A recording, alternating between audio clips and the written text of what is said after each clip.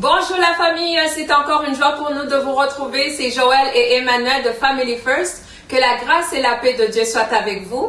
C'est un honneur de nous retrouver dans cette capsule. Zoé, vie abondante en Christ. Alors, on va continuer sur nos séries de la restauration de la famille. On est rendu à notre 4e élément. On a commencé l'introspection qui s'est suivie par la repentance. Le 3e élément que nous avons abordé, c'était sur le pardon. Aujourd'hui, on va parler sur notre 4e élément qui est sur la guérison. Qu'est-ce qu'on va dire là-dessus? La guérison de l'âme sera notre sujet du jour. Et comme vous savez, la guérison, ça veut dire qu'on guérit de quelque chose, c'est de la blessure ou bien des blessures. Les blessures de l'âme sont constituées de 5 grandes blessures qu'on connaît. C'est le rejet, l'abandon, l'injustice, la trahison et l'humiliation. Alors, ces 5 blessures sont la cause de la plupart des problématiques que nous pouvons vivre dans notre vie. Que ce soit sur le plan relationnel, amoureuse, sur le plan professionnel, sur le plan financier. Ces blessures-là ont une incidence sur notre vie quotidienne. C'est pour ça que c'est important, dans notre thématique de la restauration de la famille, de pouvoir regarder profondément comment guérir de ces blessures. Et le Seigneur, notre Dieu, est concerné par notre guérison, que ce soit sur le plan spirituel, émotionnel et physique. La parole de Dieu nous dit ceci, que le Dieu de paix vous sanctifie lui-même tout entier et que tout votre être, l'esprit, l'âme et le corps soient conservés irrépréhensibles. Amen. Alors, cette parole-là nous dit que le Seigneur est concerné par tout notre être. Alors, comment guérir? Ce sont les éléments que nous allons essayer de vous apporter aujourd'hui. Amen. Et c'est très important de savoir que les blessures, ça fait que tu réagis d'une façon qui montre au fait que tu es une personne blessée. Alors, tu es irrité, tu peux être quelqu'un qui se fâche facilement, tu peux avoir la colère. Tout cela peut démontrer quelqu'un qui a une blessure à l'intérieur. Mais la bonne nouvelle, c'est que Jésus peut nous guérir, comme la parole de Dieu nous dit, qu'il guérit nos cœurs brisés et il pense nos blessures. Et j'aime beaucoup David, qui est toujours quelqu'un qui montrait comment aller devant le Seigneur et implorer le pardon, demander le pardon pour que le Seigneur guérisse son âme.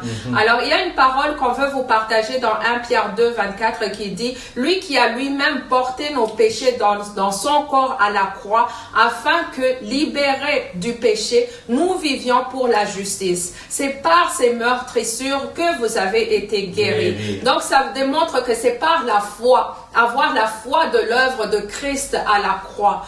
Par ces meurtrissures, nous sommes guéris. Guéris dans l'âme, dans l'esprit et dans le corps. Donc, il faut s'approprier l'acte que Jésus-Christ a fait à la croix. S'approprier de dire, Seigneur, tu es allé à la croix. Tu as subi le rejet. Tu as été abattu. Il a tout vécu sur la croix. L'humiliation aussi. Donc, tout ce qu'il a vécu à la croix, il l'a cloué à cette croix, et par ce qu'il a vécu, nous aujourd'hui nous pouvons recevoir justement la guérison de notre âme. Alors aujourd'hui, par la foi, crois que le Seigneur Jésus peut te guérir toute cette humiliation, guérir toute cette colère que tu as encore dans ton cœur, dans ton âme, l'amertume que tu traînes toujours pendant des années. Relâche cela et le Saint-Esprit est avec toi. Amen, amen. Et cela passe par la prière. C'est le deuxième point. La prière authentique. C'est une prière qui te permet de déverser justement cette amertume devant le Seigneur, comme David le fait. Amen. Éternel, aie pitié de moi, guéris mon âme, car j'ai péché contre toi. Amen. Psaume 41:5. On revient sur le péché. Tu reconnais que tu as péché. Ça passe par l'introspection. C'est les éléments dont on a parlé dernièrement. Amen. Et tu viens auprès de Dieu en disant, écoute, je suis vraiment pécheur, je reconnais mon péché, j'ai lu la parole de Dieu, je sais que je ne suis pas en accord avec ta volonté dans ma vie et je reviens. Alors tout ça pour dire quoi? Que chaque chrétien et chrétienne est éligible à la guérison. C'est difficile de le dire, je pense. Il y a beaucoup de gens qui viennent à l'église avec leur fardeau et souvent portent des masques pour démontrer qu'on est bien, mais en réalité, ils sont blessés. Il suffit de venir vers le Seigneur pour pouvoir être guéri. Ça peut prendre du temps, dépendamment des uns et des autres. Pour certains, ça prendra 1 mois, 5 mois, 1 année. Il faut être patient et se laisser vraiment nettoyer par le sang de Jésus. Amen. C'est très important ce que tu dis que ça peut prendre. Nous sommes différents et le Seigneur nous connaît individuellement. Le temps qu'il va prendre avec l'un, le temps qu'il va prendre avec l'autre n'est pas nécessairement la même.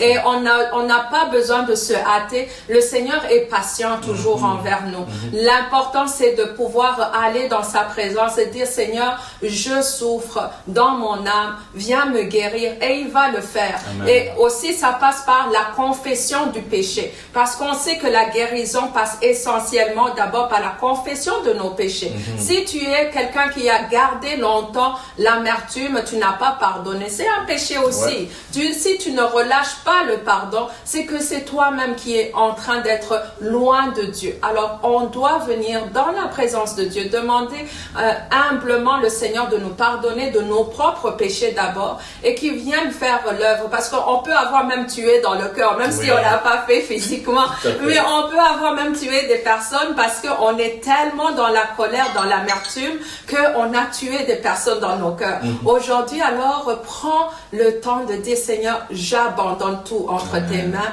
fais l'œuvre en moi, je veux guérir, je veux cette vie en abondance que tu as pour moi. On vous aime et Jésus vous aime encore plus. Bye.